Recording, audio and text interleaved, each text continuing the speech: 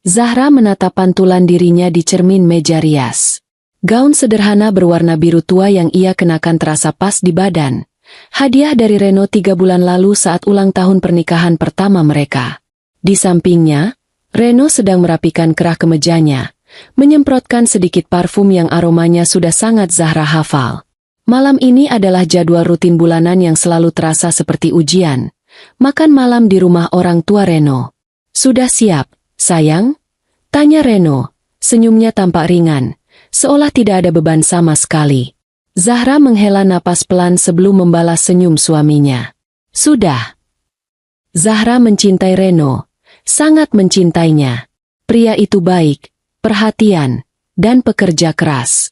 Mereka bertemu 2 tahun lalu di sebuah pameran seni, di mana Zahra yang bekerja sebagai desainer grafis lepas sedang memamerkan beberapa karyanya. Reno, yang saat itu baru merintis usaha kafenya sendiri, langsung terpikat. Hubungan mereka berjalan mulus dan indah, sampai tiba saatnya Zahra diperkenalkan pada keluarga Reno. Saat itulah Zahra pertama kali merasakan adanya tembok besar tak kasat mata di antara mereka. Tembok yang terbuat dari status sosial, kekayaan, dan pandangan meremehkan. Orang tua Zahra, Pak Raditya dan Ibu Indah, adalah orang-orang yang sangat sederhana. Ayahnya seorang pensiunan guru yang kini menyibukkan diri dengan kebun kecil di belakang rumah, sementara ibunya adalah ibu rumah tangga biasa. Mereka tinggal di sebuah rumah mungil di pinggiran kota, jauh dari gemerlap kehidupan keluarga Reno. Sebaliknya, keluarga Reno, Pak Farel dan Ibu Fania, adalah pemilik Farel Group, sebuah konglomerasi yang bergerak di bidang properti dan perhotelan. Mereka tinggal di sebuah rumah megah yang lebih mirip istana daripada tempat tinggal. Sejak awal, Ibu Fania tidak pernah menutupi ketidaksukaannya pada Zahra. Baginya, Zahra adalah gadis biasa dari keluarga tak terpandang yang entah bagaimana berhasil menjerat putra satu-satunya. Pernikahan mereka tetap terjadi karena Reno bersikeras. Namun persetujuan yang diberikan terasa seperti sebuah konsesi yang terpaksa, bukan restu yang tulus. Perjalanan menuju rumah mertuanya selalu terasa lebih lama dari yang seharusnya. Zahra memandangi deretan rumah-rumah mewah yang mereka lewati, masing-masing dengan pilar-pilar tinggi dan taman yang terawat sempurna. Suasana di dalam mobil terasa hening. Reno fokus menyetir, sementara Zahra sibuk menata hatinya, mempersiapkan diri untuk rentetan sindiran halus yang pasti akan ia terima. Nanti kalau ibu tanya soal pekerjaanmu, jawab saja yang baik-baik, ya. Ucap Reno memecah keheningan, matanya masih lurus ke depan. Zahra menoleh. Memangnya kapan aku pernah menjawab tidak baik, Mas? Tanyanya dengan nada yang sedikit lebih tajam dari yang ia maksudkan. Reno meliriknya sekilas. Bukan begitu, sayang. Maksudku, kamu tahu kan ibu kadang suka kritis. Bilang saja proyekmu lancar, klienmu banyak, biar dia senang. Hati Zahra mencelos. Lagi-lagi ia diminta untuk memoles kenyataan agar sesuai dengan standar mertuanya. Ia hanya seorang desainer lepas, penghasilannya tidak menentu, namun cukup untuk memenuhi kebutuhannya sendiri. Tapi di mata Ibu Fania, pekerjaannya tak lebih dari sekadar hobi pengisi waktu luang. Mobil mereka akhirnya berhenti di depan gerbang raksasa yang terbuka secara otomatis. Seorang satpam memberi hormat saat mobil melaju masuk ke halaman yang luas. Rumah itu berdiri angkuh, cahayanya benderang menerangi malam. Setiap kali datang ke sini, Zahra selalu merasa seperti orang asing yang salah masuk ke sebuah pameran kemewahan. Ibu Fania menyambut mereka di ambang pintu. Penampilannya sempurna seperti biasa. Gaun malam berwarna marun, rambut disanggul rapi, dan perhiasan berlian yang berkilauan di leher dan pergelangan tangannya. Ia menyapa Reno dengan pelukan hangat, lalu beralih pada Zahra, memberinya sebuah ciuman di udara yang pipinya pun tak tersentuh. Matanya bergerak cepat, memindai Zahra dari atas sampai bawah. Gaunmu sederhana sekali, Zahra, komentarnya, terdengar seperti pujian namun terasa seperti tamparan. Tapi biru memang warna yang aman. Ini hadiah dari Mas Reno, Bu, jawab Zahra, berusaha menjaga senyumnya. Di ruang makan, Pak Farel sudah menunggu. Pria itu sedang membaca sebuah koran bisnis, dan hanya menurunkan korannya sejenak untuk mengangguk singkat pada mereka. Meja makan yang panjang itu sudah tertata dengan peralatan makan perak yang berkilau dan gelas-gelas kristal. Seorang pelayan berdiri di setiap sudut ruangan, siap melayani. Makan malam dimulai dengan obrolan seputar bisnis Pak Farel, proyek baru di Bali, rencana ekspansi ke Singapura, dan keluhan tentang betapa sulitnya mencari tenaga kerja yang kompeten. Zahra hanya bisa diam mendengarkan, sesekali menyuap makanannya yang terasa hambar di lidah. Reno berusaha melibatkannya dalam percakapan, tapi setiap kali ia mencoba, ibunya akan dengan cepat mengalihkan topik. "Oh ya, Zahra," kata Ibu Fania tiba-tiba, meletakkan garpunya. "Teman ibu, Tantrina, anaknya baru saja menikah dengan putra seorang menteri. Pestanya luar biasa mewah. Gaun pengantinnya saja dirancang desainer dari Paris. Kamu pasti suka melihatnya. Hal-hal seperti itu kan bisa jadi inspirasi untuk gambar-gambarmu." Zahra merasakan darahnya memanas. Gambar-gambarmu. Seolah pekerjaannya adalah aktivitas anak TK yang sedang belajar mewarnai.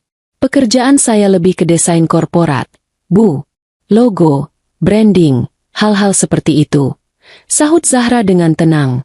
"Oh, begitu," balas Ibu Fania dengan nada meremehkan. "Apa masih cukup untuk membeli tas baru? Ibu lihat kamu masih pakai tas yang itu-itu saja. Nanti kapan-kapan ibu ajak kamu belanja. Biar Reno tidak malu kalau mengajakmu ke acara penting." Reno terbatuk kecil. "Ibu, tas Zahra masih bagus." "Bagus menurut standar siapa? Reno, kamu harus menjaga citra keluargamu." Penampilan istri mencerminkan kesuksesan suami. Timpal Pak Farel tanpa mengalihkan pandangan dari piringnya. Zahra menunduk, menatap piringnya yang masih terisi setengah. Nafsu makannya hilang seketika. Rasanya ada gumpalan besar yang menyangkut di tenggorokannya. Ia melirik Reno, mencari pembelaan, namun suaminya hanya memberinya tatapan, "Sabar." Ya, yang sudah sangat ia benci. Sepanjang sisa makan malam itu, Zahra lebih banyak diam, membangun benteng di dalam dirinya untuk menahan setiap peluru sindiran yang ditembakkan ke arahnya. Perjalanan pulang terasa lebih hening dari perjalanan berangkat. Kemarahan, kekecewaan, dan rasa lelah beraduk menjadi satu di dalam dada Zahra. Ia tidak ingin memulai pertengkaran, tapi ia juga tidak bisa terus-menerus menelan semua ini sendirian. "Mas tidak lihat bagaimana ibu dan ayahmu tadi?" ucapnya pelan. Suaranya bergetar. "Aku lihat, sayang," jawab Reno sambil menghela napas panjang. "Maafkan mereka, ya." "Bukan maafmu yang aku butuhkan, Mas. Aku butuh kamu membelaku. Aku ini istrimu. Kenapa kamu diam saja saat aku direndahkan di depan matamu sendiri?" "Aku tidak mau suasana jadi makin keruh. Zahra, kamu tahu sendiri watak ibu seperti apa. Melawannya hanya akan membuat keadaan lebih buruk. Jadi aku harus diam saja? Menerima semua hinaan itu seumur hidup kita?" tanya Zahra, air matanya mulai menggenang. "Setiap bulan aku harus mempersiapkan mental hanya untuk makan malam yang terasa seperti pengadilan. Apa ini yang namanya pernikahan?" Reno mengulurkan tangan untuk menggenggam tangan Zahra, tapi Zahra menariknya. Pria itu tampak frustrasi. "Tolong mengerti posisiku, Zahra. Dia ibuku. Dan aku istrimu," bisik Zahra, lebih pada dirinya sendiri.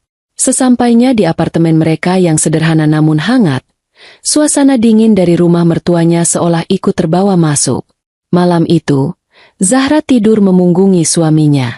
Ia memeluk guling erat-erat, merasakan duri tajam yang menusuk pernikahannya semakin dalam. Duri itu bernama keluarga.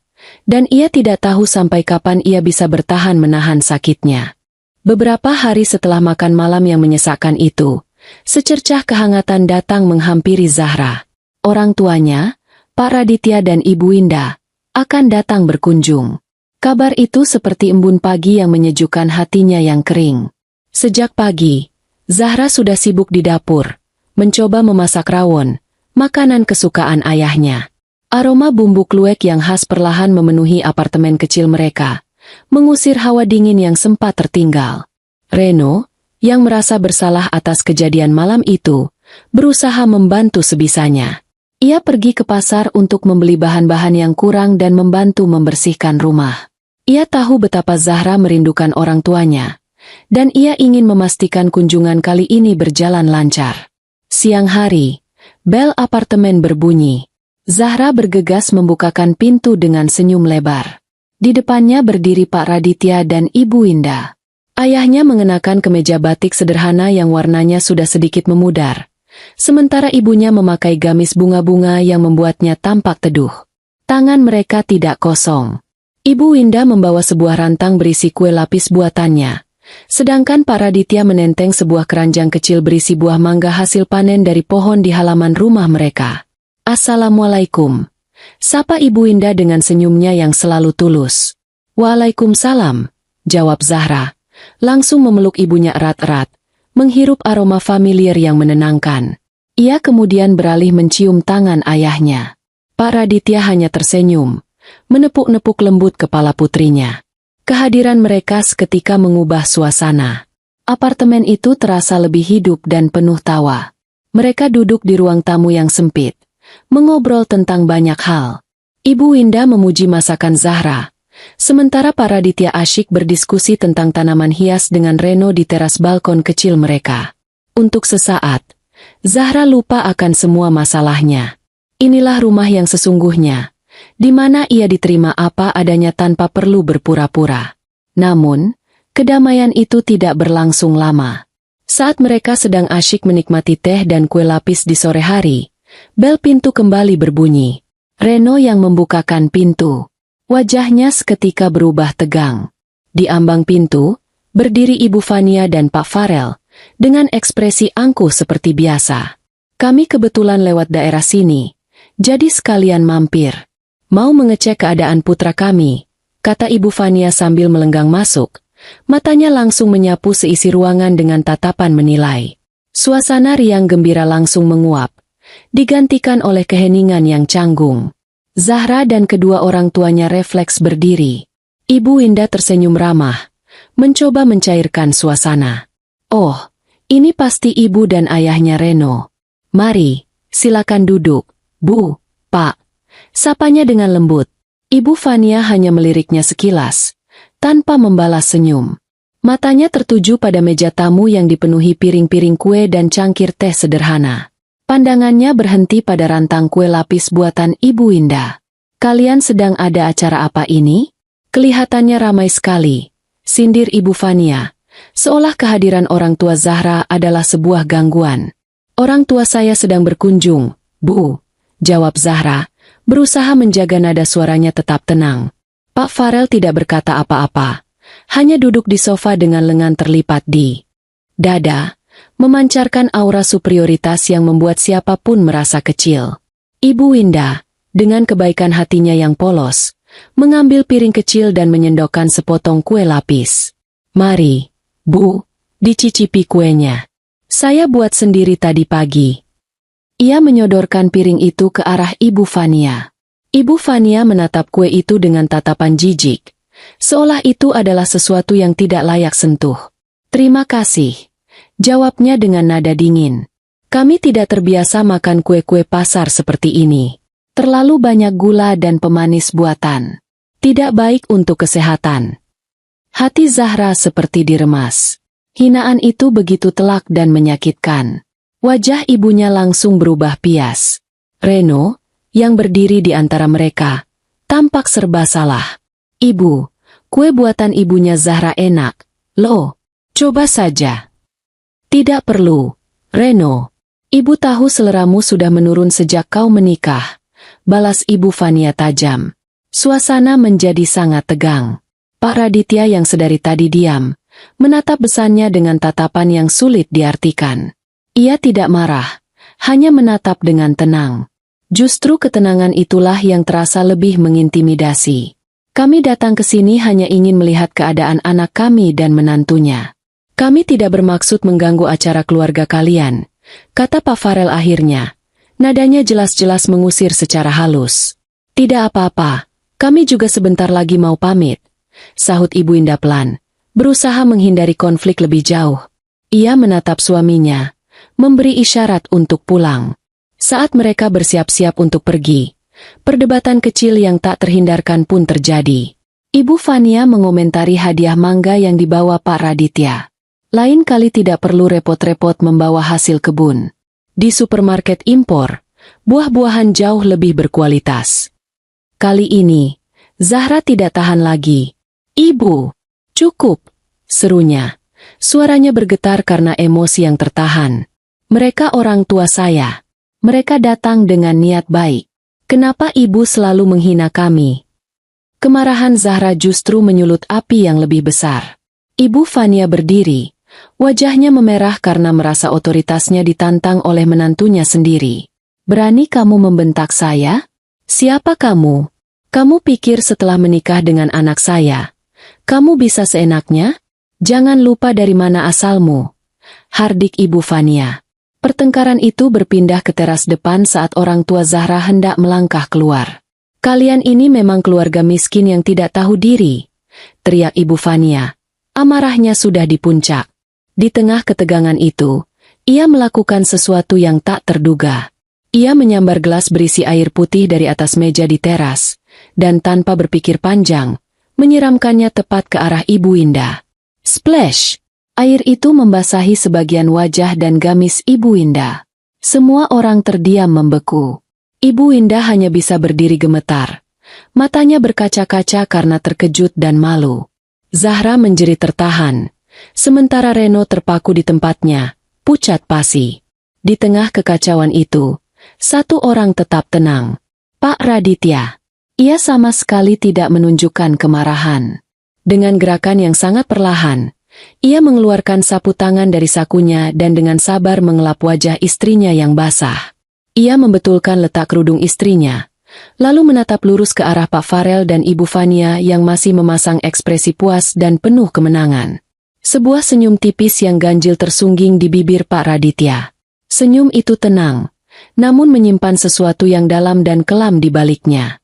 "Aku akan hancurkan bisnismu," katanya dengan suara yang sangat pelan, nyaris seperti bisikan, namun terdengar sangat jelas di tengah keheningan yang mencekam. "Dan bisnis anakmu." Hening sejenak. Lalu, tawa mengejek meledak dari mulut Pak Farel dan Ibu Fania. Mereka tertawa terbahak-bahak, seolah baru saja mendengar lelucon paling konyol di dunia. "Hancurkan kami?" cibir Pak Farel sambil menyeka air mata karena terlalu banyak tertawa. "Dengar itu, Fania? Pensiunan guru ini mau menghancurkan Farel Group. Dengan apa? Dengan uang pensiunannya." "Orang miskin kalau sudah putus asa memang suka berhayal," timpal Ibu Fania sinis. "Sudahlah, ayo kita pulang, Farel. Tidak ada gunanya meladeni orang-orang gila ini." Mereka berbalik dan pergi, meninggalkan gema tawa mereka yang menghina. Zahra menangis terseduh-seduh sambil memeluk ibunya yang masih syok. Reno berdiri membatu.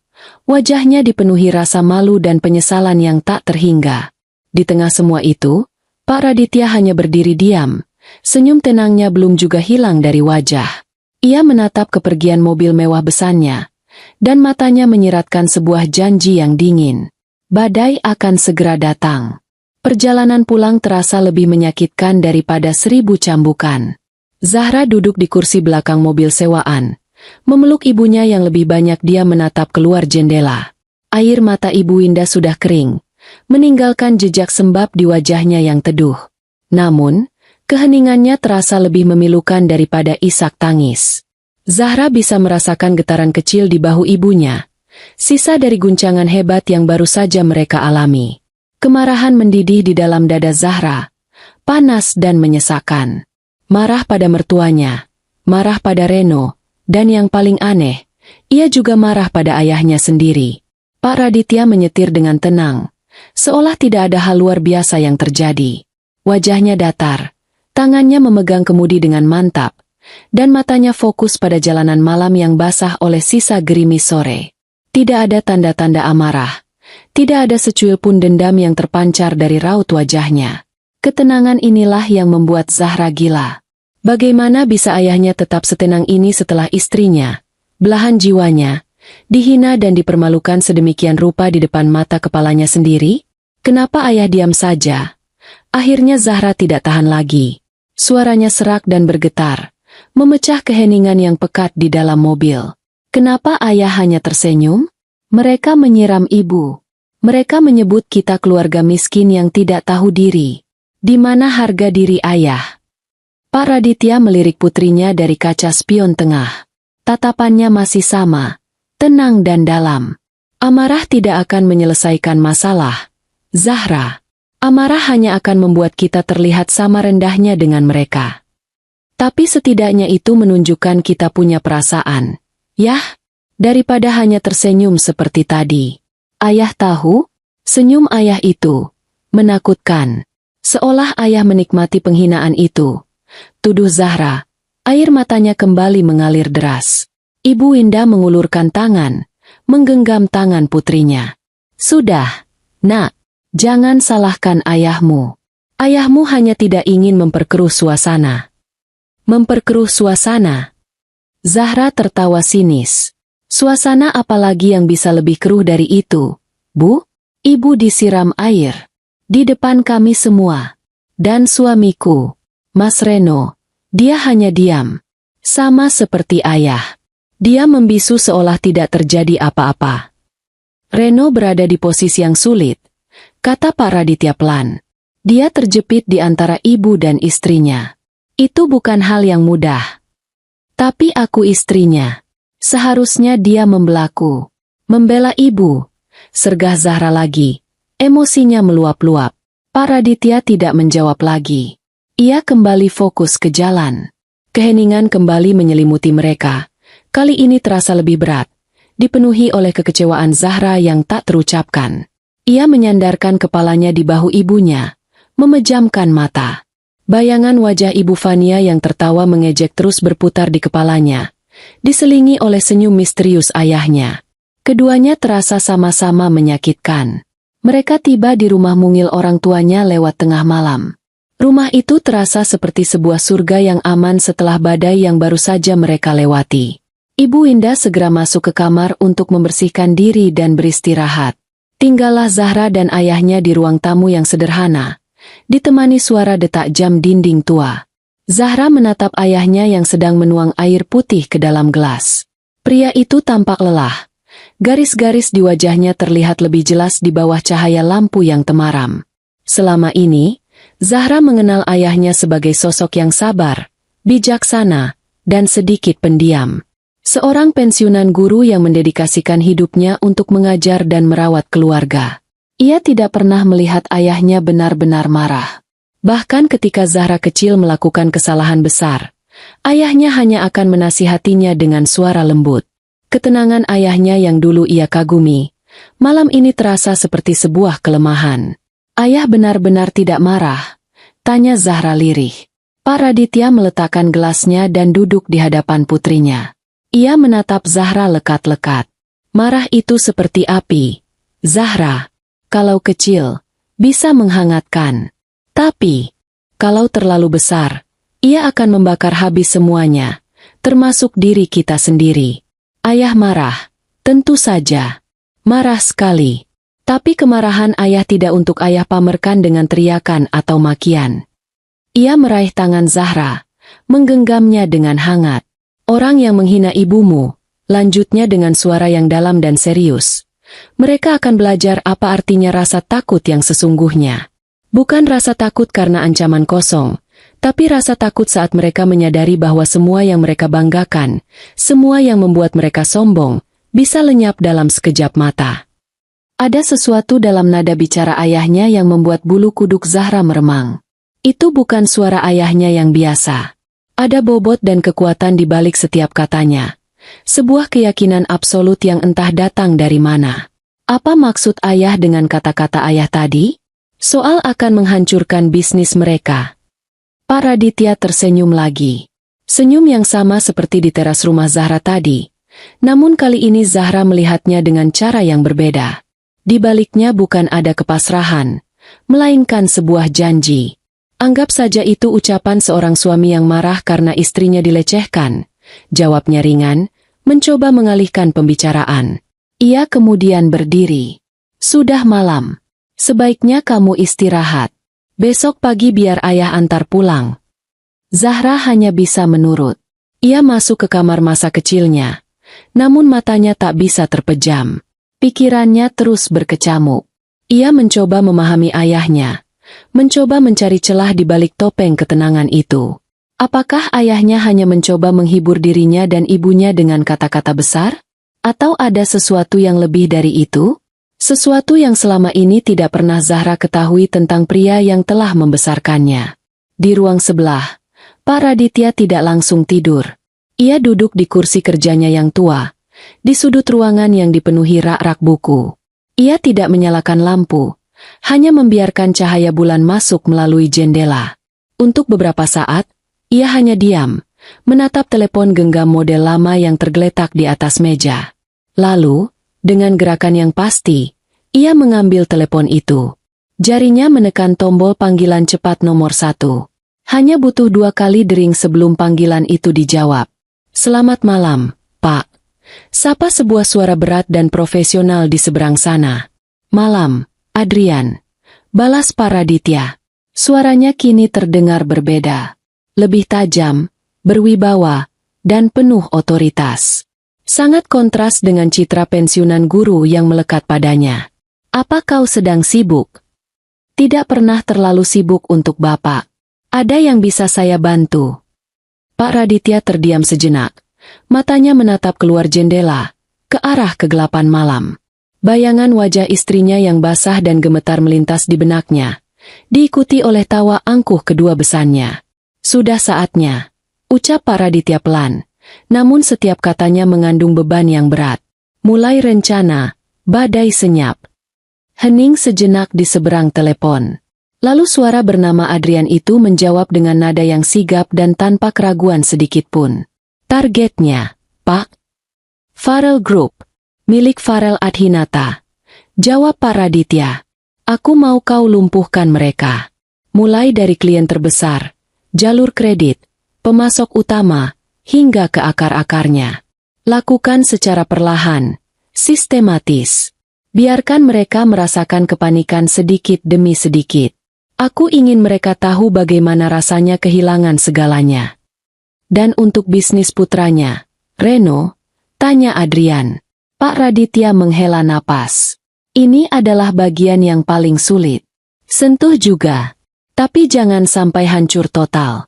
Cukup untuk memberinya pelajaran agar bisa berdiri di kakinya sendiri, bukan di bawah bayang-bayang orang tuanya." "Baik, Pak. Perintah diterima. Akan saya mulai besok pagi," kata Adrian. "Bagus," balas Pak Raditya. "Laporkan perkembangannya padaku. Dan ingat, jangan tinggalkan jejak apapun yang bisa mengarah padaku. Bagi dunia, aku tetaplah Raditya Pranata, seorang pensiunan guru biasa." "Selalu seperti itu, Pak. Selamat istirahat." Panggilan itu berakhir. Pak Raditya meletakkan kembali teleponnya di atas meja. Ia bersandar di kursinya, memejamkan mata. Senyum tipis itu kembali terukir di bibirnya. Ini bukan lagi senyum misterius, melainkan senyum seorang predator yang baru saja melepaskan rantainya. Badai itu akan datang dalam diam, dan saat Farel dan Fania menyadarinya, mereka sudah berada tepat di pusat pusarannya, tanpa ada jalan untuk keluar. 3 hari berlalu sejak insiden di apartemen Zahra. Bagi keluarga Farel, kejadian itu sudah hampir terlupakan, dianggap sebagai drama kecil yang tidak penting.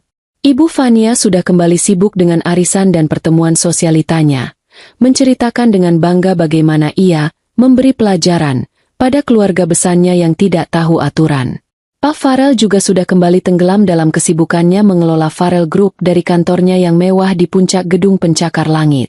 Ancaman kosong dari seorang pensiunan guru tentu saja tidak sepadan dengan waktu dan pikirannya. Pagi itu, Pak Farel memimpin rapat dewan direksi seperti biasa. Agendanya adalah finalisasi kesepakatan dengan PT Sentosa Jaya, klien terbesar mereka selama hampir 1 dekade. Kontrak baru bernilai triliunan rupiah itu akan menjadi penopang utama pendapatan perusahaan untuk 5 tahun ke depan. Semuanya sudah diatur, penandatanganan hanya tinggal formalitas. Jadi, semua sudah siap untuk acara penandatanganan besok lusa? Tanya Pak Farel dengan nada puas, menyandarkan punggungnya di kursi kulit yang empuk. Direktur pemasarannya, seorang pria bernama Budi, mengangguk antusias. Siap, Pak. Tim dari Sentosa Jaya sudah konfirmasi kehadiran. Semuanya berjalan sesuai rencana. Namun, di tengah suasana optimistis itu, Sekretaris Pak Farel masuk ke ruang rapat dengan wajah pucat dan napas terengah-engah. Ia membisikkan sesuatu ke telinga Pak Farel. Seketika, raut wajah Pak Farel berubah drastis. Apa maksudmu?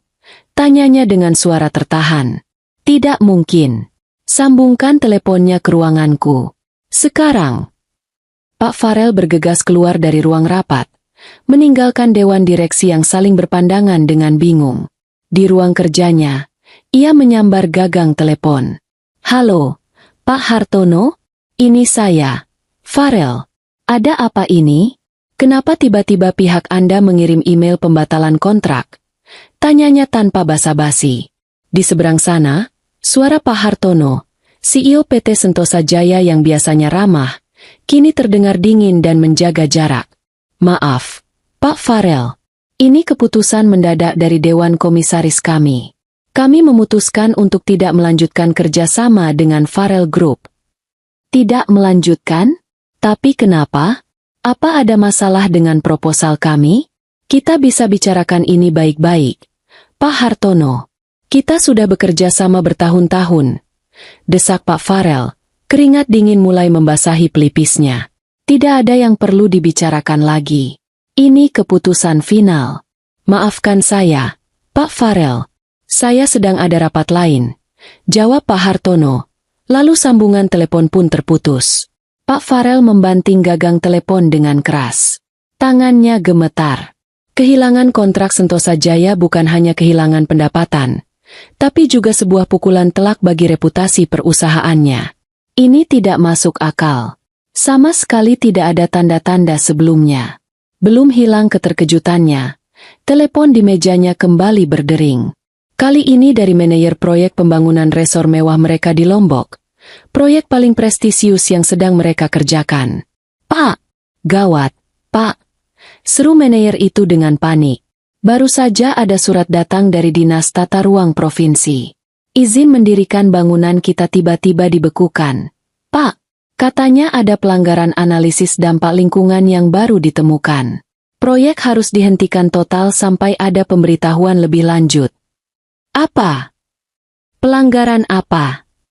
Bukankah semua izin sudah beres dari dulu? Raung Pak Farel, kepalanya terasa mau pecah. Saya juga tidak mengerti, Pak. Semuanya terasa sangat aneh dan mendadak. Dalam satu pagi, dua pilar utama bisnisnya diguncang hebat. Pak Farel merasa seperti sedang diserang dari dua arah sekaligus. Ia mencoba menenangkan dirinya, berpikir bahwa ini mungkin hanya kebetulan yang sangat-sangat buruk. Mungkin ada pesaing yang bermain kotor di belakangnya. Ia menghabiskan sisa hari itu dengan menelepon semua koneksinya, mencoba mencari tahu apa yang sebenarnya terjadi. Namun, semua usahanya sia-sia. Pintu yang biasanya selalu terbuka untuknya, kini seolah tertutup rapat. Orang-orang yang dulu menjilatnya, kini menghindarinya dengan berbagai alasan. Malam harinya, ia pulang dengan wajah muram. Ibu Fania yang sedang mencoba gaun baru untuk pesta akhir pekan, langsung menyadari ada yang tidak beres. Kamu kenapa, Farel? Wajahmu kusut sekali. Tanyanya sambil mematut diri di depan cermin. Pak Farel menghempaskan tubuhnya ke sofa, melonggarkan dasinya. Kacau. Semuanya kacau hari ini. Sentosa Jaya membatalkan kontrak, dan proyek Lombok dihentikan paksa. Ibu Fania menghentikan aktivitasnya. Dibatalkan? Dihentikan? Bagaimana bisa? Aku juga tidak tahu. Semuanya terjadi begitu saja, tanpa peringatan. Rasanya seperti ada yang sengaja mengerjai kita. Geram Pak Farel. Mereka berdua terdiam, mencoba mencerna rentetan nasib buruk itu. Ibu Fania masih mencoba berpikir positif. Sudahlah, mungkin hanya masalah sementara. Perusahaan sebesar kita pasti bisa mengatasinya. Mungkin ini hanya kesialan bisnis biasa. Sementara itu, di apartemennya, Reno juga merasakan dampak dari badai yang mulai terbentuk. Kafenya yang biasanya ramai pengunjung, hari itu terasa sangat sepi. Lalu, telepon berdering. Itu dari pemasok biji kopi premiumnya, yang sudah menjadi mitranya sejak awal ia merintis usaha. "Maaf, Mas Reno," kata si pemasok dengan nada menyesal. "Mulai besok kami tidak bisa mengirim pasokan kopi lagi ke kafe Mas Reno." "Loh, kenapa, Pak? Apa ada masalah dengan pembayaran saya?" tanya Reno, terkejut. Bukan itu. Pembayaran Mas Reno selalu lancar. Ini masalah internal kami, Mas. Kami harus memutus kerjasama dengan beberapa klien. Dan sayangnya kafe Mas Reno termasuk salah satunya. Sekali lagi maaf, ya." Telepon ditutup. Reno termangu. Beberapa jam kemudian, kepala baristanya yang paling ia andalkan datang menemuinya dengan wajah murung. Ia menyerahkan surat pengunduran diri. "Maaf, Mas Reno. Saya mendapat tawaran kerja di tempat lain dengan gaji yang jauh lebih baik. Saya tidak bisa menolaknya," katanya. Dalam satu hari, Reno kehilangan pemasok utama dan karyawan terbaiknya. Ia merasa ada yang aneh. Semua ini terlalu kebetulan untuk menjadi kenyataan. Pikirannya melayang pada kejadian 3 hari yang lalu. Pada ancaman yang diucapkan oleh ayah mertuanya. "Aku akan hancurkan bisnismu dan bisnis anakmu." Reno menggelengkan kepalanya cepat, mencoba mengusir pikiran konyol itu. Tidak mungkin. Pak Raditya hanyalah seorang pensiunan guru yang sederhana. Apa yang bisa ia lakukan? Namun, sekeras apapun ia mencoba menyangkalnya, sebersih rasa cemas mulai merayap di dalam hatinya. Kecemasan itu semakin menjadi saat ia pulang ke apartemen dan menemukan Zahra sedang berbicara di telepon dengan ayahnya. "Iya, Ayah, Zahra baik-baik saja. Ayah dan ibu bagaimana? Sehat?" kata Zahra dengan nada ceria. Melihat Reno datang, Zahra segera mengakhiri panggilannya. "Mas sudah pulang?" sapanya. "Baru saja," jawab Reno singkat, meletakkan tas kerjanya dengan kasar. "Kamu habis telepon ayahmu?"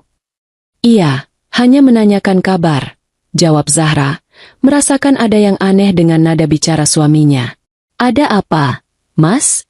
Kelihatannya lelah sekali. Reno menatap istrinya lekat-lekat. "Di kafe ada sedikit masalah.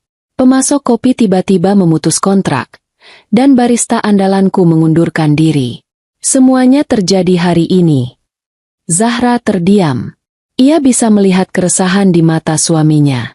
Entah kenapa, firasatnya mengatakan ini bukan sekadar masalah bisnis biasa. Ingatannya kembali pada janji ayahnya malam itu. Mereka akan belajar apa artinya rasa takut.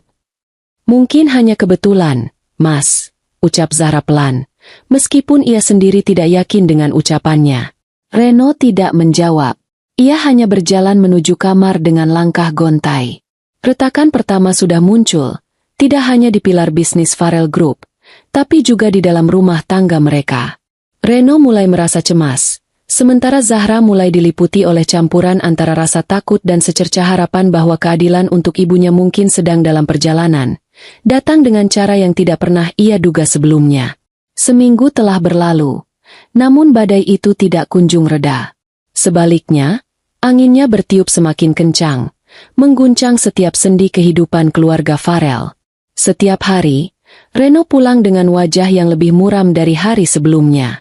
Kabar buruk seolah menjadi menu sarapan dan makan malam di rumah mertuanya. Pak Farel mulai jarang pulang, menghabiskan malam di kantornya, berusaha mati-matian menyumbat kebocoran yang semakin membesar di kapalnya.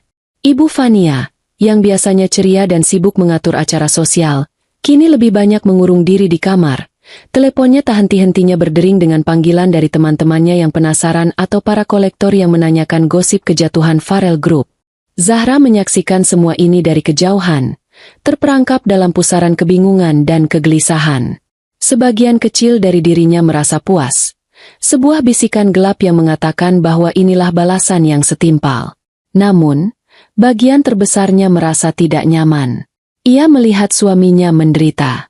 Bisnis kafe yang Reno bangun dengan keringat dan semangatnya sendiri kini berada di ambang kehancuran.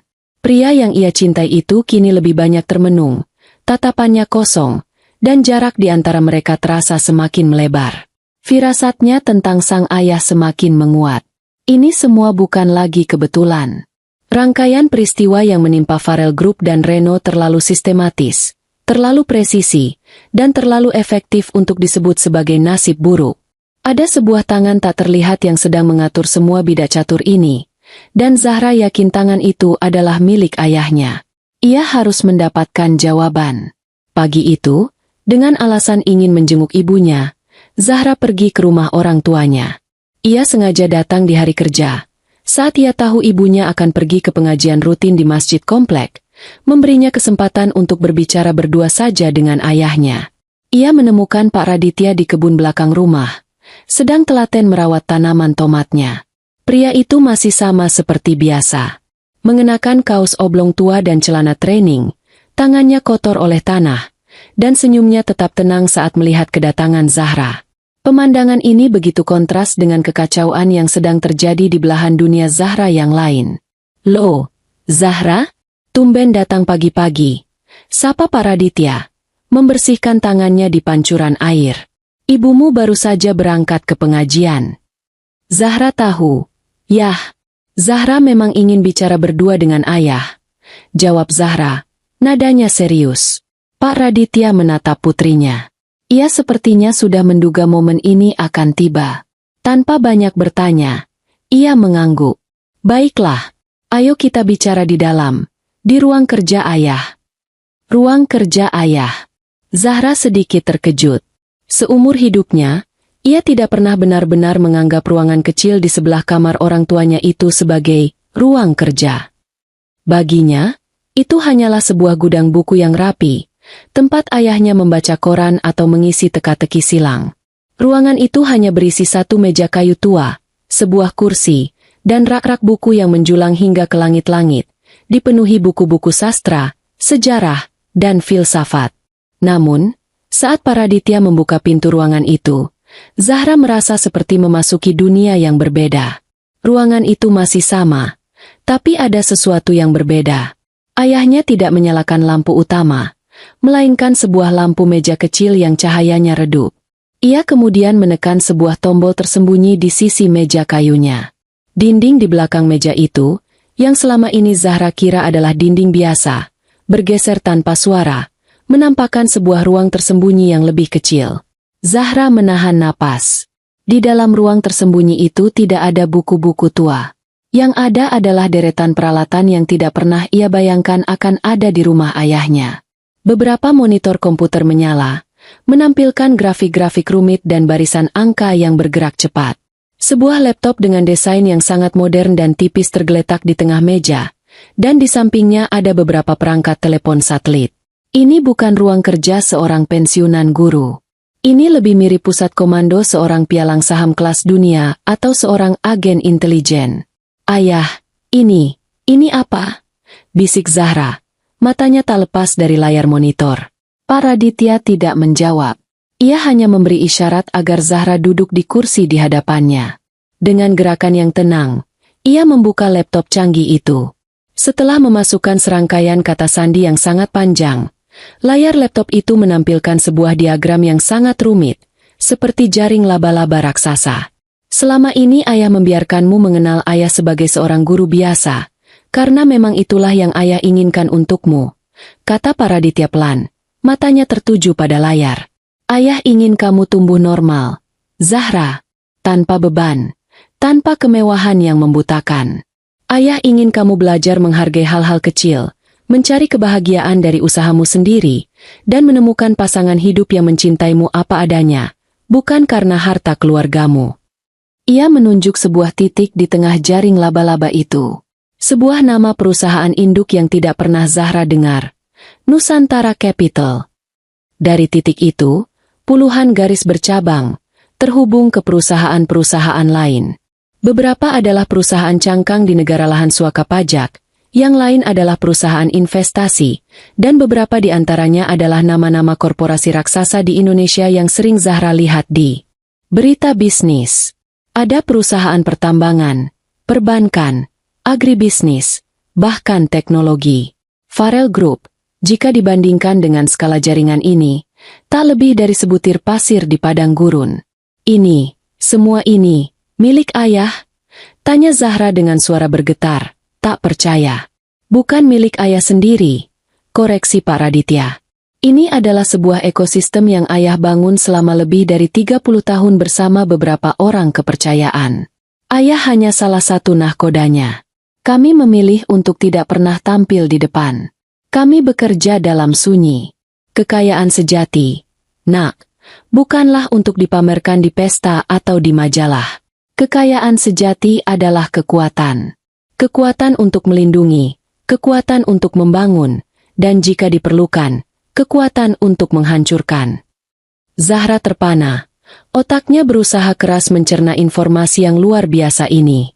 Pria sederhana yang setiap pagi menyiram tanaman tomat, yang mengajarinya membaca dan menulis, yang selalu memberinya nasihat-nasihat bijak dengan perumpamaan sederhana, ternyata adalah seorang raksasa bisnis, seorang titan finansial yang namanya bahkan tidak tercatat di majalah bisnis manapun. Seorang hantu di dunia korporat. Kenapa, ya? Kenapa ayah menyembunyikan semua ini? Pak Raditya menghela napas panjang. Ia memutar laptopnya sehingga Zahra bisa melihat lebih jelas. Dulu, saat ayah masih muda dan naif, ayah pernah membangun sebuah usaha dari nol bersama sahabat ayah. Kami sukses besar. Tapi kesuksesan itu menarik perhatian orang-orang jahat. Sahabat ayah dikhianati, keluarganya diancam, dan usahanya direbut paksa. Ayah belajar pelajaran yang sangat pahit hari itu. Semakin tinggi pohon, semakin kencang anginnya. Semakin kau terlihat, semakin besar target di punggungmu. Sejak saat itu, ayah bersumpah untuk tidak akan pernah lagi menjadi target. Ayah memilih untuk menjadi angin itu sendiri. Tak terlihat, tak terdengar, tapi bisa merobohkan pohon setinggi apapun. Ia kemudian menutup laptopnya. Ruangan itu kembali temaram. Ia menatap putrinya dengan tatapan yang dalam. Ayah tidak pernah berniat menggunakan kekuatan ini untuk hal seperti ini. Ayah membangunnya sebagai perisai untuk melindungi keluarga kita. Tapi ketika besanmu menyiram ibumu dengan air, mereka tidak hanya menghina seorang wanita. Mereka merobek perisai itu. Mereka menantang angin. Dan sekarang, mereka harus menghadapi badainya. Akhirnya, semuanya menjadi jelas. Ketenangan ayahnya saat itu bukanlah kelemahan atau kepasrahan. Itu adalah ketenangan absolut dari seseorang yang memegang kendali penuh. Seseorang yang tahu bahwa tawa mengejek lawannya hanyalah suara bising sesaat sebelum keheningan total datang. Rasa marah Zahra pada ayahnya seketika lenyap, digantikan oleh campuran perasaan yang aneh, kagum, takut, dan sebuah rasa hormat yang begitu dalam hingga membuatnya merinding. Jadi, semua yang terjadi pada Farel Group dan Cafe Mas Reno, itu semua perbuatan ayah? Tanya Zahra, meskipun ia sudah tahu jawabannya.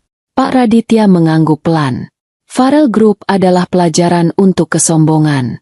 Sedangkan kafe suamimu, itu adalah ujian untuknya. Seorang laki-laki harus bisa berdiri di atas kakinya sendiri, bukan berlindung di balik kekuasaan orang tuanya. Dia harus belajar bahwa tugas seorang suami adalah menjadi perisai bagi istrinya. Jika dia tidak bisa melakukannya, maka dia belum pantas disebut sebagai kepala keluarga. Zahra terdiam. Ia memikirkan Reno. Ia memikirkan rasa frustrasi dan keputusasaan di mata suaminya. Ayahnya benar. Selama ini Reno selalu menghindar dari konflik dengan ibunya, memintanya untuk bersabar, tanpa pernah benar-benar membelanya. Mungkin, badai ini memang diperlukan untuk merobohkan pohon-pohon tua yang rapuh, agar tunas-tunas baru bisa tumbuh lebih kuat. Kegelisahan di hati Zahra perlahan berubah menjadi sebuah kepasrahan yang mantap.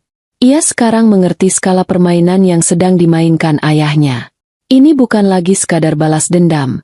Ini adalah penataan ulang sebuah tatanan. Dan mertuanya, dengan keangkuhan mereka, telah secara tidak sadar menabuh genderang perang melawan kekuatan yang bahkan tidak pernah mereka ketahui keberadaannya. Jika minggu pertama adalah guncangan gempa, maka minggu kedua adalah tsunami yang datang setelahnya. Efek domino dari dua pukulan awal yang dilancarkan Pak Raditya mulai menyebar dengan kecepatan yang mengerikan, meruntuhkan pilar-pilar Farel Group satu persatu. Kehancuran itu tidak datang dalam ledakan besar, melainkan dalam serangkaian keruntuhan kecil yang sistematis, yang secara kumulatif menciptakan sebuah malapetaka. Dimulai dari para pemasok. PT Beton Perkasa, pemasok semen utama untuk semua proyek properti mereka selama 15 tahun, tiba-tiba mengirimkan surat pemutusan kontrak. Alasannya? Perubahan strategi bisnis internal. Sehari kemudian, distributor keramik dan saniter terbesar yang menjadi mitra mereka juga melakukan hal yang sama. Lalu diikuti oleh pemasok baja, kaca, bahkan perusahaan penyedia jasa keamanan. Semuanya dengan alasan yang dibuat-buat dan tidak masuk akal. Pak Farel menelepon para pemilik perusahaan itu, orang-orang yang sering ia ajak bermain golf dan makan malam mewah, namun mereka semua seolah menghindar. Jawabannya seragam. Maaf, Farel, ini di luar kendaliku. Tanpa pasokan material, semua proyek konstruksi Farel Group yang tersisa otomatis berhenti total. Ribuan pekerja bangunan terpaksa dirumahkan. Berita ini dengan cepat menyebar, menciptakan kepanikan di antara para pembeli unit apartemen dan rumah yang pembangunannya kini mangkrak. Pukulan berikutnya datang dari sektor perbankan. Bank Sentral Asia, lembaga keuangan yang telah menjadi penyokong utama Farel Group sejak awal berdiri, tiba-tiba membekukan seluruh fasilitas kredit mereka. Dengan alasan, peningkatan risiko, akibat pembatalan kontrak Sentosa Jaya dan terhentinya proyek-proyek besar.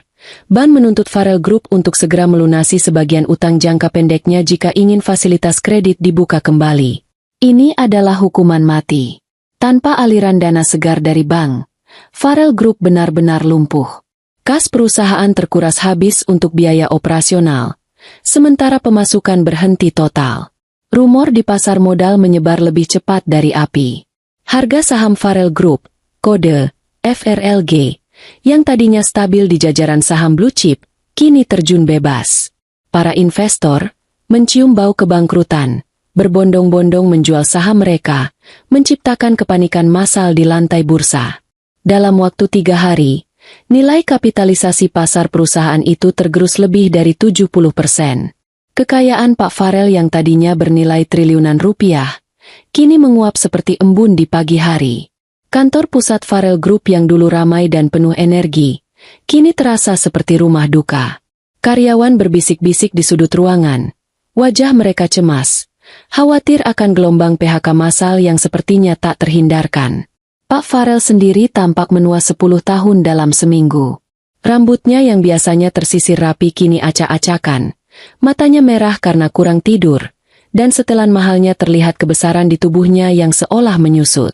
Ia menghabiskan hari-harinya berlari dari satu pertemuan ke pertemuan lain, memohon, bernegosiasi, bahkan mengancam, namun semua usahanya sia-sia.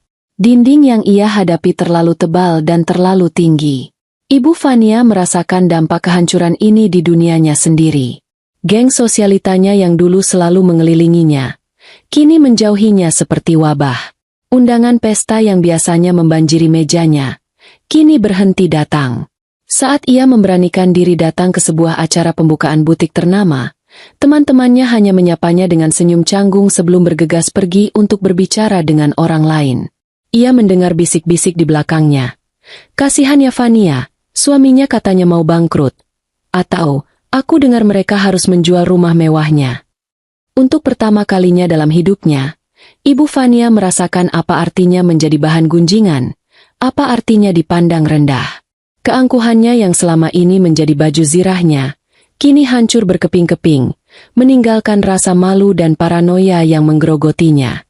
Di tengah badai yang melanda orang tuanya, Reno juga harus menghadapi kehancurannya sendiri. Setelah kehilangan pemasok kopi dan barista terbaiknya, pukulan terakhir datang dari pemilik ruko tempat kafenya berada. Ia menerima surat pemberitahuan bahwa kontrak sewanya tidak akan diperpanjang. Alasannya, Gedung itu akan dijual dan pemilik baru punya rencana lain untuk lokasi tersebut. Ia diberi waktu 30 hari untuk mengosongkan tempat itu. Kafenya, satu-satunya hal yang ia bangun dengan tangannya sendiri, mimpinya untuk mandiri, kini secara efektif telah mati. Malam itu, Reno pulang ke apartemen dengan perasaan hancur lebur. Ia melihat Zahra sedang merapikan ruang tamu, menyenandungkan lagu pelan. Ketenangan istrinya terasa begitu kontras dengan kekacauan di dalam dirinya. Kecurigaannya terhadap Pak Raditya kini bukan lagi sekadar firasat, melainkan sebuah kepastian yang menyakitkan. Ia berdiri di ambang pintu, menatap Zahra dengan tatapan yang tajam dan penuh luka. "Ini bukan kebetulan, kan, Zahra?" tanyanya dengan suara serak. "Semua ini, ayahmu yang melakukannya. Jawab aku dengan jujur." Zahra berhenti bergerak. Ia membalikkan badan, menatap suaminya. Ia bisa melihat keputusasaan yang mendalam di mata Reno. Ia tidak bisa lagi berbohong atau berpura-pura tidak tahu. Setelah percakapannya dengan sang ayah, ia sudah memantapkan hatinya. Ia tidak menjawab secara langsung. Ia hanya berjalan mendekati Reno, menatap lurus ke matanya. Keheningannya adalah sebuah pengakuan. "Ibumu menghina ibuku di depan mataku, Mas." Ia menyiramnya dengan air seolah ibuku adalah binatang. "Dan kamu hanya diam," katanya dengan suara yang tenang namun menusuk. "Ayahku hanya melakukan apa yang seharusnya dilakukan seorang suami dan seorang ayah. Melindungi kehormatan keluarganya dengan cara yang ia tahu." Kata-kata itu menghantam Reno seperti sebuah tamparan keras. Ia tidak bisa membantah. Semua yang dikatakan Zahra adalah kebenaran. Kebenaran yang selama ini coba ia abaikan. Rasa marah pada ayah mertuanya bercampur aduk dengan rasa bersalah dan malu yang luar biasa pada dirinya sendiri. Ia marah karena mimpinya dihancurkan, tapi ia lebih marah pada dirinya sendiri karena kelemahannya, karena kegagalannya sebagai seorang suami. "Tapi kafeku, itu tidak ada hubungannya dengan mereka. Itu milikku," seru Reno. Suaranya bergetar menahan tangis. "Kenapa ayahmu harus menghancurkannya juga?" "Mungkin agar kamu belajar," sahut Zahra pelan. "Belajar bahwa berdiri di atas kaki sendiri artinya kamu juga harus siap menjadi perisai untuk orang yang kamu sayangi. Bukan hanya sekadar membangun bisnis." Malam itu, untuk pertama kalinya, mereka tidur di kamar yang sama namun terasa seperti berada di benua yang berbeda. Fondasi pernikahan mereka bergetar hebat. Reno diliputi oleh kehancuran dan penyesalan. Sementara Zahra berdiri di tengah badai dengan hati yang terbelah. Keluarga mertuanya sedang menerima karma atas kesombongan mereka. Namun di saat yang sama, pria yang ia cintai juga ikut terseret ke dalam pusaran kehancuran itu. Badai ciptaan ayahnya memang efektif. Namun ia tidak pernah menyangka bahwa serpihan-serpihan dari kehancuran itu juga akan melukai hatinya. Kehancuran Farrell Group bukan lagi sekadar rumor, melainkan sebuah fakta brutal yang terpampang di setiap tajuk berita bisnis. Pak Farrell kini menjadi paria di dunia yang dulu memujanya. Setiap pintu yang ia ketuk tertutup di depan wajahnya. Setiap panggilan telepon yang ia lakukan berakhir dengan penolakan yang dingin. Keputusasaan mulai berubah menjadi obsesi. Ia tidak lagi peduli bagaimana cara menyelamatkan perusahaannya. Ia hanya ingin tahu satu hal. Siapa? Siapa dalang di balik serangan yang begitu sempurna dan mematikan ini? Ia tahu ini bukan lagi sekadar persaingan bisnis. Ini adalah sesuatu yang personal. Serangan ini terlalu terkoordinasi, terlalu kejam. Rasanya seperti ada tangan dewa yang tak terlihat sedang membalikan papan permainannya, menghapus semua bidaknya satu persatu. Ia menghabiskan sisa-sisa uang perusahaan untuk menyewa detektif swasta terbaik. Namun mereka kembali dengan tangan hampa. Jejak sang penyerang begitu bersih, seolah-olah mereka adalah hantu. Di titik terendahnya, saat jurusita mulai menempelkan segel di aset-aset perusahaannya, Pak Farrell melakukan sesuatu yang selama ini ia hindari. Ia menelan harga dirinya dalam-dalam dan menghubungi koneksi lamanya. Seorang pria bernama Surya. Surya bukanlah pebisnis, bukan juga politisi, melainkan seorang pialang informasi. Ia hidup di dunia abu-abu, menjual data dan rahasia kepada siapapun yang mampu membayarnya. Bertahun-tahun lalu, Farel pernah membantunya keluar dari sebuah masalah hukum, dan kini ia datang untuk menagih balas budi. Mereka bertemu di sebuah kedai kopi tua yang remang-remang, jauh dari pusat kota yang gemerlap. Penampilan Pak Farel yang acak-acakan membuat Surya nyaris tidak mengenalinya. "Aku butuh nama, Surya," kata Farel langsung ke intinya. Suaranya serak. "Seseorang sedang menghancurkanku. Aku mau tahu siapa dia." Surya menyesap kopinya dengan tenang. "Ini bukan serangan biasa, Farel. Siapapun yang mengerjaimu, dia bukan pemain kemarin sore. Jejaknya bersih sekali. Timku sudah mencoba melacak aliran transaksinya, serangan sibernya, semuanya buntu. Dia seperti hantu." "Semua orang pasti punya nama," desak Farel, menggebrak meja pelan. "Aku akan bayar berapapun. Aku akan berikan sisa sahamku di perusahaan cangkangku yang ada di Cayman Island. Ambil semuanya. Aku hanya butuh satu nama." Mendengar tawaran itu, mata Surya menyala. Ia tahu Farel sudah benar-benar putus asa. "Beri aku waktu 24 jam, katanya. 24 jam itu terasa seperti seabad bagi Farel. Ia tidak tidur, tidak makan, hanya duduk di ruang kerjanya yang gelap, ditemani sebotol whisky dan bayangan kegagalannya. Tepat di jam ke-23, teleponnya berdering. "Itu Surya. Aku dapat sesuatu," kata Surya di seberang sana. "Tapi ini aneh. Sangat aneh." "Katakan saja." "Namanya Raditya Pranata." Hening. Farel mengerutkan keningnya. Nama itu terdengar familiar, tapi otaknya yang lelah tidak bisa langsung mengingatnya. "Raditya siapa? Aku tidak kenal pebisnis bernama Raditya." "Dia bukan pebisnis, Farel. Menurut data kependudukan, dia seorang pensiunan guru. Alamatnya di pinggiran kota. Tidak ada catatan kekayaan, tidak ada catatan kriminal, tidak ada apa-apa. Orangnya bersih total." Saat itulah, seperti disambar petir di siang bolong, Farel teringat. Pensiunan guru. Alamat di pinggiran kota. Ayah Zahra. Besannya. Tidak mungkin. Farel tertawa, tapi tawanya terdengar histeris dan kosong. "Jangan bercanda, Surya. Kau pasti salah orang. Dia hanya guru tua miskin yang bahkan tidak bisa membelikan istrinya baju yang layak." "Aku juga berpikir begitu pada awalnya," sahut Surya, nadanya serius. "Sampai aku menggali lebih dalam, menggunakan koneksi lamaku di dunia bawah tanah. Nama Raditya Pranata itu hanya kamuflase. Di lingkaran elit yang sangat tertutup, di level yang bahkan kau dan aku tidak bisa sentuh, dia punya julukan." "Julukan apa?" tanya Farel. Jantungnya mulai berdebar kencang. "Mereka memanggilnya Hiu Pesisir," bisik Surya, seolah takut nama itu terdengar oleh orang lain.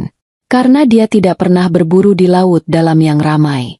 Dia berburu dalam diam di perairan dangkal yang tenang, memangsa siapapun yang lengah. Dia adalah investor bayangan. Farel. Hantu.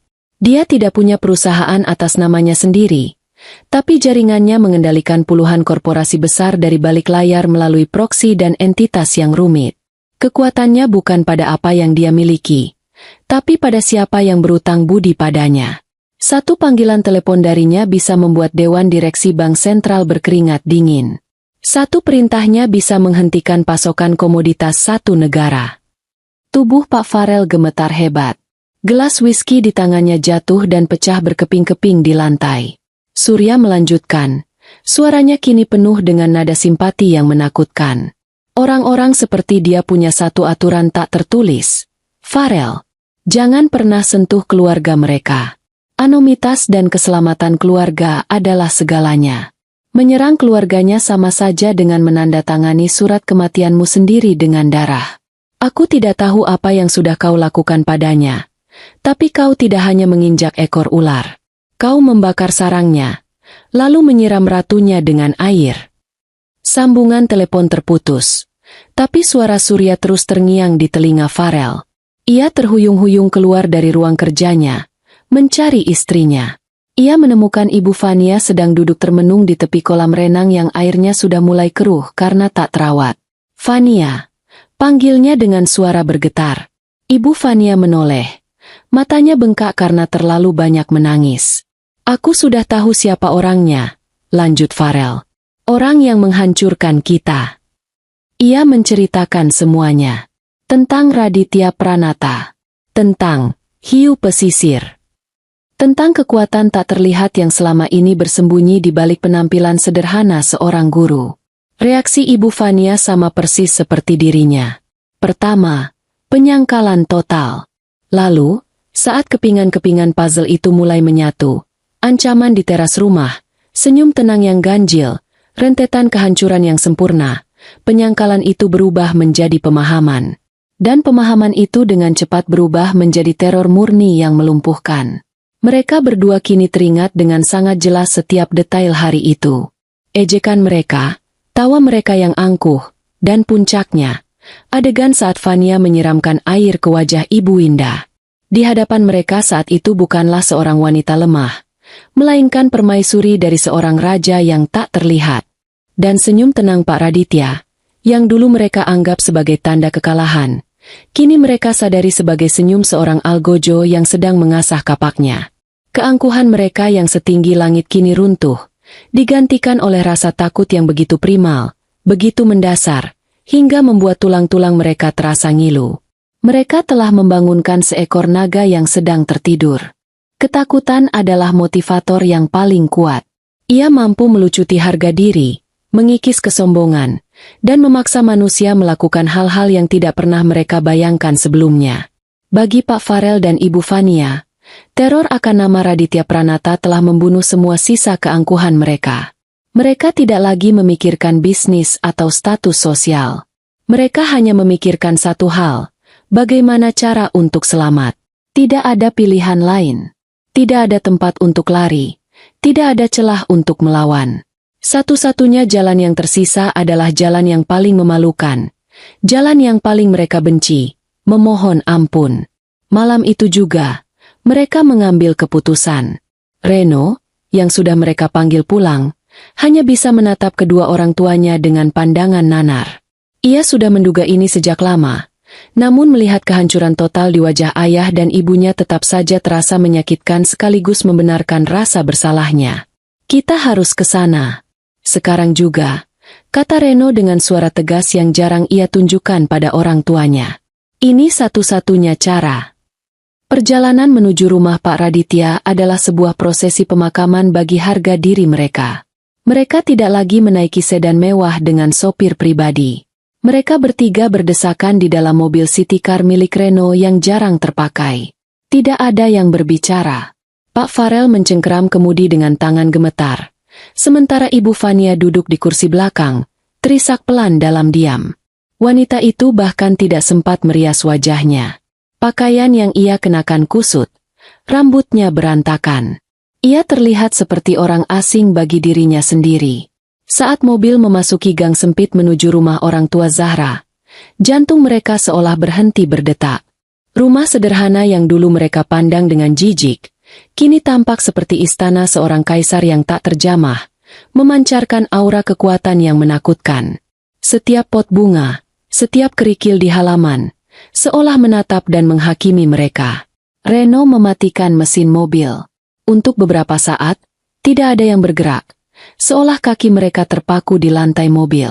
Akhirnya, Reno menghela napas panjang dan keluar lebih dulu. Diikuti oleh kedua orang tuanya yang melangkah dengan gontai, seperti terpidana mati yang berjalan menuju tiang gantungan. Mereka berdiri di depan pintu kayu yang sederhana. Reno mengangkat tangannya untuk mengetuk, namun ragu. Ayahnya yang kemudian mengambil alih, mengetuk pintu itu 3 kali dengan pelan. Suara ketukan itu terdengar begitu keras di tengah keheningan malam. Pintu terbuka. Sosok Ibu Winda muncul di ambang pintu. Wajahnya menunjukkan keterkejutan saat melihat siapa tamu yang datang di tengah malam. Di belakangnya, berdiri Pak Raditya. Wajahnya tetap sama. Tenang, tanpa ekspresi, seolah ia sudah tahu mereka akan datang. Saat itulah, hal yang tak terbayangkan terjadi. Tanpa sepatah kata pun, didorong oleh gelombang ketakutan dan keputusasaan yang tak tertahankan, Pak Farel dan Ibu Fania menjatuhkan diri mereka. Mereka berlutut di atas keset usang di teras rumah itu. Ibu Fania, sosialita angkuh yang dunianya berputar pada citra dan kemewahan, merangkak maju dan memegang ujung gamis Ibu Winda. Kepalanya tertunduk dalam. Isak tangis yang sedari tadi ia tahan kini meledak menjadi raungan keputusasaan yang memilukan. Ampun, Bu Winda. Ampun. Tangisnya tersedu-sedu. Kata-katanya tidak jelas. Saya salah. Saya sudah berdosa. Saya mohon, ampuni saya. Tolong bilang pada suami ibu. Hentikan semua ini. Tolong. Kami sudah tidak sanggup lagi. Pak Farel, sang konglomerat yang biasa memerintah ribuan orang, menempelkan dahinya ke lantai yang dingin dan berdebu. Tubuhnya yang besar bergetar hebat. Saya mohon ampun, Pak Raditya. Bisiknya, suaranya pecah dan nyaris tak terdengar. Saya telah menghina Bapak dan keluarga. Saya buta karena kesombongan. Hukumlah saya, hancurkan saya. Tapi tolong jangan libatkan anak dan istri saya. Saya akan lakukan apa saja yang Bapak minta. Saya mohon. Reno berdiri membeku di belakang mereka. Wajahnya pucat, dipenuhi rasa malu yang luar biasa. Ia bahkan tidak berani mengangkat kepalanya untuk menatap wajah ayah dan ibu mertuanya. Pemandangan kedua orang tuanya yang selama ini begitu perkasa kini bersujud seperti pengemis adalah sebuah siksaan batin yang tak terperikan. Ibu Winda tampak sangat terkejut dan tidak tega. Ia mencoba menarik Ibu Fania untuk berdiri, namun wanita itu menolak, terus menangis dan memohon. Pak Raditya hanya diam memandangi mereka. Ia membiarkan mereka tetap berlutut di sana selama beberapa saat yang terasa seperti selamanya. Ia membiarkan suara tangis dan permohonan mereka menggema di teras kecil itu. Ia ingin mereka benar-benar merasakan titik terendah dari sebuah penyesalan, menelan habis setiap butir kesombongan mereka hingga tak bersisa. Kekuasaan telah berpindah tangan secara total dan absolut. Senyum tenangnya di hari itu kini telah lunas terbayar dengan air mata dan harga diri yang hancur berkeping-keping di depan pintu rumahnya. Pak Raditya tidak memandang wajah-wajah yang bersujud di kakinya. Matanya menatap lurus melewati mereka, ke arah kegelapan malam, seolah mereka hanyalah bebatuan tak berarti di halaman rumahnya. Ibu Winda, dengan hati lembutnya, tampak serba salah. Ia beberapa kali mencoba membujuk Ibu Fania untuk berdiri, namun tangis dan permohonan ampun itu tak kunjung berhenti, membuatnya hanya bisa berdiri canggung di ambang pintu. Keheningan yang diisi oleh isak tangis itu terasa memekakan. Pak Raditya membiarkan momen itu berlangsung cukup lama, membiarkan esensi dari penghinaan dan penyesalan meresap sempurna ke dalam jiwa ketiga tamunya. Setelah beberapa menit yang terasa seperti seabad, ia akhirnya bergerak. Namun, ia tidak berbicara kepada mereka. Ia melangkah masuk ke dalam rumah, melewati istrinya, dan mengambil telepon genggamnya dari atas meja. Ia menekan sebuah nomor. Zahra, katanya dengan suara yang tenang dan datar, sama sekali tidak terpengaruh oleh drama yang sedang berlangsung di terasnya. Bisa kamu ke rumah ayah sekarang? Ada sesuatu yang perlu kamu lihat dan putuskan. Ajak Reno sekalian. Pak Raditya tidak menunggu jawaban. Ia langsung menutup teleponnya. Pesannya singkat, jelas, dan mutlak. Itu bukan permintaan, melainkan sebuah panggilan. Zahra, yang berada di apartemennya, merasakan jantungnya berdebar kencang. Ia sedang duduk di sofa, sementara Reno mondar-mandir di ruangan dengan gelisah sejak orang tuanya pergi dengan tergesa-gesa. Panggilan dari ayahnya di tengah malam dengan nada seperti itu hanya bisa berarti satu hal. Konfrontasi puncak sedang terjadi. Ada apa? Tanya Reno, melihat perubahan di wajah istrinya. Ayah memintaku datang. Bersamamu. Jawab Zahra pelan. Tidak ada lagi yang perlu dikatakan. Mereka berdua tahu apa yang akan mereka hadapi. Perjalanan menuju rumah orang tua Zahra terasa lebih menegangkan dari sebelumnya. Reno menyetir dalam diam. Wajahnya pucat pasi. Ia tahu perannya dalam drama ini akan segera berakhir. Ia bukan lagi pemain, melainkan hanya seorang penonton yang nasibnya akan ditentukan oleh keputusan orang lain. oleh keputusan istrinya. Ketika mereka tiba, pemandangan yang menyambut mereka jauh lebih buruk dari yang mereka bayangkan. Mobil orang tua Reno terparkir sembarangan di tepi jalan. Dan di teras rumah yang remang-remang itu, mereka melihatnya. Ayah dan ibunya, dua sosok yang selama ini ia kenal sebagai simbol kekuatan, kekuasaan, dan keangkuhan, masih berlutut di lantai. Ibu Vania sudah tidak menangis meraung-raung, hanya isak tangis tertahan yang mengguncang bahunya. Pak Farel tetap dalam posisi bersujud, tidak bergerak sedikit pun. Sementara itu, ayah dan ibu mertuanya hanya berdiri diam, seperti hakim yang sedang menunggu terdakwa terakhir tiba di ruang sidang. Kaki Zahra terasa lemas. Melihat pemandangan itu, ia tidak merasakan kemenangan atau kepuasan seperti yang mungkin ia bayangkan. Yang ia rasakan adalah campuran rumit antara kasihan, canggung, dan sedikit rasa mual. Melihat orang yang begitu membencinya kini berada dalam posisi yang begitu rendah dan hina terasa sangat tidak nyata. Ia melirik Reno, yang berdiri mematung di sampingnya. Pria itu menundukkan kepalanya dalam-dalam, tidak sanggup menyaksikan kehancuran orang tuanya sendiri. Pak Raditya menoleh saat melihat kedatangan mereka. Ia tidak menyapa, hanya menatap lurus ke arah Zahra. Wajahnya tetap tenang, namun matanya menyiratkan beban dan keseriusan yang luar biasa. "Kemarilah, nak," panggilnya lembut. Zahra melangkah maju perlahan, melewati tubuh mertuanya yang gemetar. Ia berhenti tepat di hadapan ayahnya, di samping ibunya yang menggenggam tangannya erat-erat, seolah memberinya kekuatan. Pak Raditya akhirnya memecah keheningan. Suaranya tidak keras, namun terdengar oleh semua orang di sana. Ia tidak berbicara kepada Farel atau Vania. Ia hanya berbicara kepada Zahra. "Mereka datang untuk memohon ampun," katanya. Matanya tak lepas dari mata putrinya. "Mereka telah mengakui kesalahan mereka. Badai yang ayah kirimkan telah merobohkan pohon kesombongan mereka hingga ke akarnya." Ia berhenti sejenak, membiarkan kata-katanya meresap. "Semua ini terjadi karena satu alasan. Karena kehormatan ibumu. Karena air mata ibumu yang jatuh di teras rumahmu hari itu. Ayah hanya membalas setiap tetes air mata itu dengan kerugian miliaran rupiah bagi mereka." Ibu Vania tersentak mendengar kalimat itu. Isak tangisnya kembali menjadi lebih keras. Pak Farel gemetar lebih hebat, namun tetap tidak berani mengangkat wajahnya. "Sekarang," lanjut Pak Raditya, "badai ini berada dalam kendali ayah. Ayah bisa menghentikannya sekarang juga, dan membiarkan mereka hidup dengan sisa-sisa puing yang ada. Atau, ayah bisa membiarkannya terus berjalan sampai tidak ada satupun batu bata yang tersisa di atas pondasi kerajaan mereka. Ayah bisa membuat nama Farel Adhinata terhapus dari sejarah bisnis selamanya." Ia mengulurkan tangannya, menangkup pipi Zahra dengan lembut. "Tapi keputusan itu bukan milik ayah. Bukan juga milik ibumu. Keputusan itu milikmu, Zahra." Dunia Zahra seolah berhenti berputar. Beban dari kata-kata ayahnya terasa begitu berat, menekan pundaknya hingga ia nyaris tak bisa bernapas. Ia menatap ayahnya, lalu ibunya. Ia melihat rasa sakit yang masih tersisa di mata ibunya, sebuah luka yang mungkin tidak akan pernah sembuh total.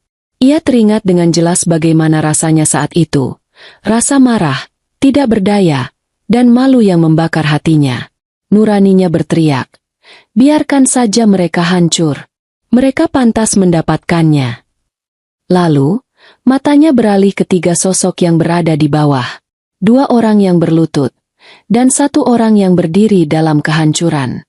No, suaminya. Reno akhirnya mengangkat wajahnya. Mata mereka bertemu. Di dalam mata Reno, Zahra tidak melihat pembelaan untuk orang tuanya. Yang ia lihat adalah permohonan yang putus asa, sebuah pengakuan total atas kegagalannya.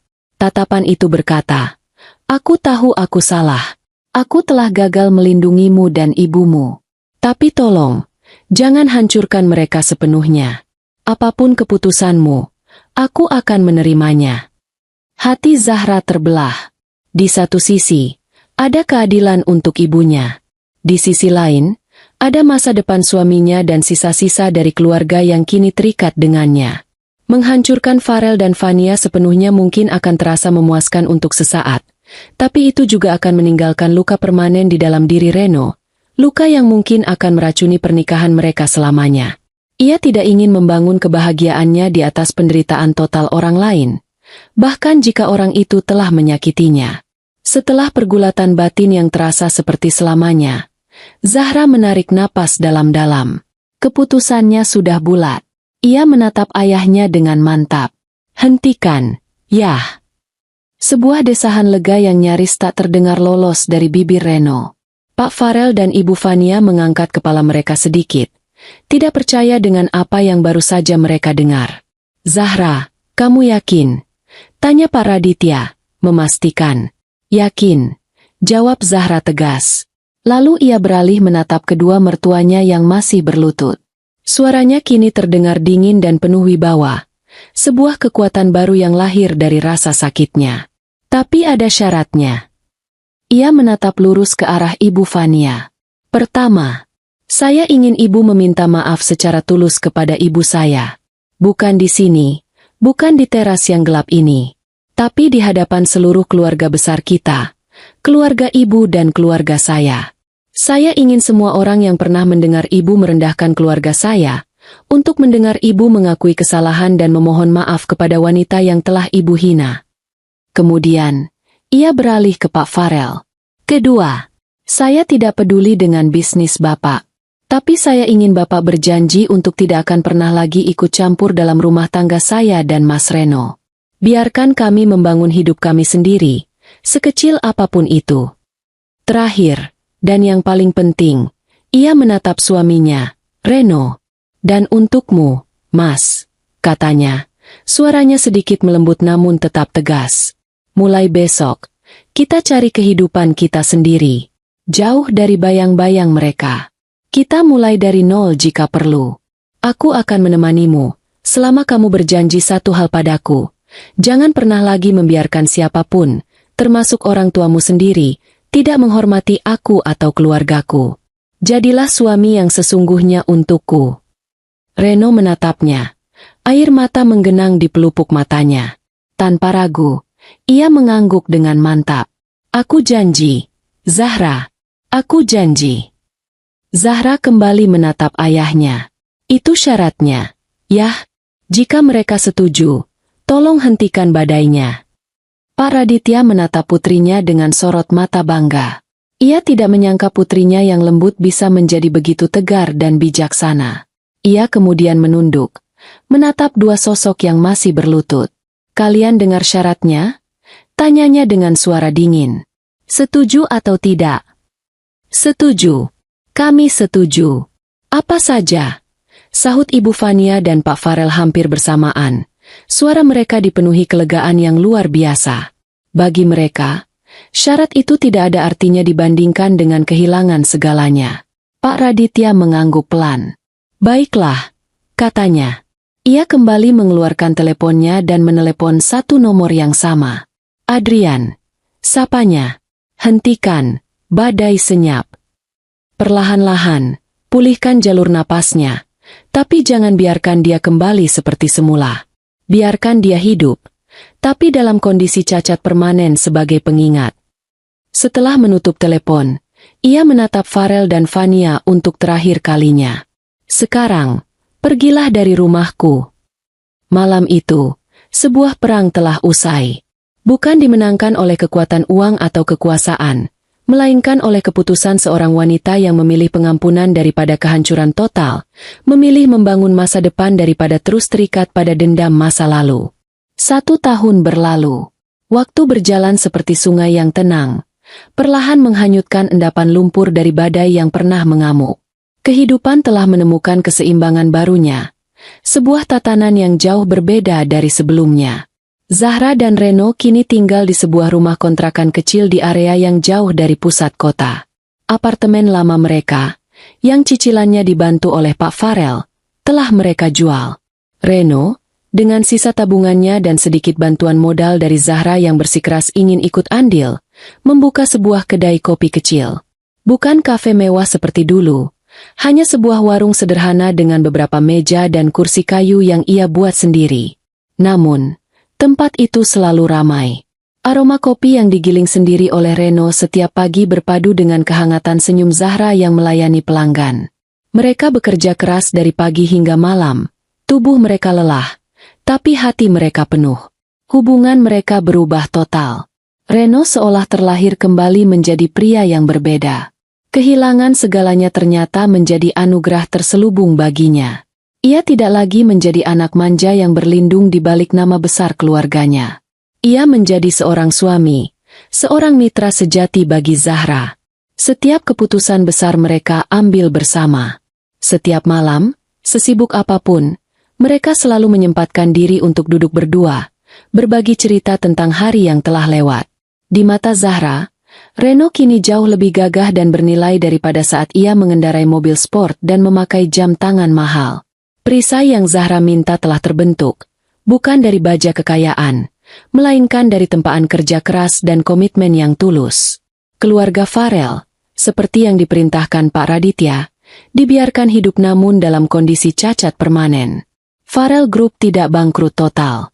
Berkat pencabutan blokade secara perlahan, mereka berhasil merestrukturisasi utang dan bertahan sebagai perusahaan skala menengah. Rumah megah mereka terpaksa dijual untuk menutupi kerugian. Mereka kini tinggal di sebuah rumah yang jauh lebih kecil, di kompleks perumahan biasa. Mobil-mobil mewah, sopir, dan para pelayan kini hanya tinggal kenangan. Janji mereka ditepati.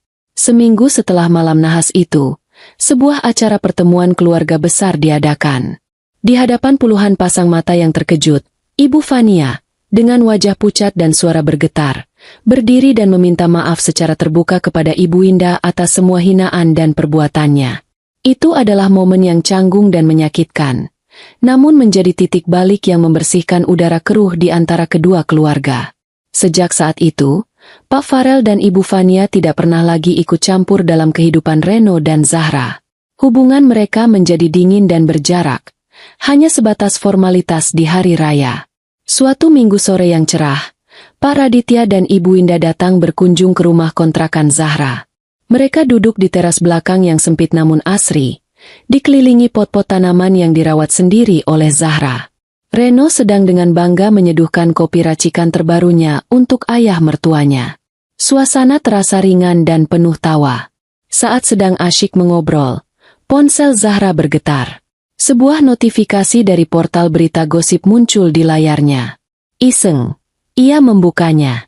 Matanya terpaku pada sebuah judul. Tertangkap kamera. Mantan sosialita Fania Adhinata terlihat menjajakan koleksi tas bermereknya di toko barang bekas mewah.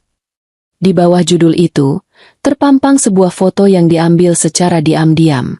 Foto itu menunjukkan Ibu Fania, dengan pakaian yang sederhana dan tanpa riasan, sedang berbicara dengan pemilik toko barang bekas. Di etalase di belakangnya, terlihat beberapa tas tangan yang Zahra kenali betul sebagai koleksi kesayangan mertuanya. Tas yang dulu sering ia pamerkan dan bandingkan dengan tas sederhana milik Zahra. Wajah Ibu Fania di foto itu tampak lelah dan pasrah. Zahra menatap foto itu lama sekali. Ingatannya melayang kembali ke hari yang kelabu itu. Hari di mana ibunya berdiri gemetar dengan baju yang basah, sementara tawa mengejek dari wanita yang sama memenuhi udara. Ia ingat rasa sakitnya, rasa marahnya, rasa tidak berdayanya. Kemudian, ia melihat keadaan di sekelilingnya saat ini. Ayahnya sedang tertawa mendengar lelucon Reno. Ibunya tersenyum bahagia sambil menyiram tanaman bunga milik Zahra. Suaminya menatapnya dengan penuh cinta dari seberang meja. Semuanya terasa damai. Semuanya terasa pas pada tempatnya. Sebuah senyum tipis mulai tersungging di bibir Zahra. Senyum itu perlahan melebar, dan tanpa bisa ia tahan, sebuah tawa kecil lolos dari mulutnya. Bukan tawa yang jahat atau mengejek. Itu adalah tawa lega. Tawa geli melihat betapa lucunya cara semesta bekerja. Tawa seseorang yang melihat sebuah lingkaran karma akhirnya tertutup dengan begitu sempurna. Reno menoleh padanya. Ada apa, sayang? Kok tertawa sendiri? Zahra menggeleng pelan, menunjukkan layar ponselnya pada suaminya. Reno melihatnya, terdiam sejenak, lalu menghela napas panjang dengan ekspresi yang rumit. Zahra kembali menatap langit sore yang mulai menguning. Tidak apa-apa, bisiknya lebih pada dirinya sendiri. Hanya menertawakan karma. Dan di tengah kehangatan keluarganya, tawa kecil itu terasa seperti musik termanis yang pernah ia dengar. Badai telah berlalu, dan pelangi yang muncul sesudahnya ternyata jauh lebih indah dari yang pernah ia bayangkan. Ia bayangkan. Ia bayangkan. Ia bayangkan. Ia bayangkan. Ia bayangkan. Ia bayangkan.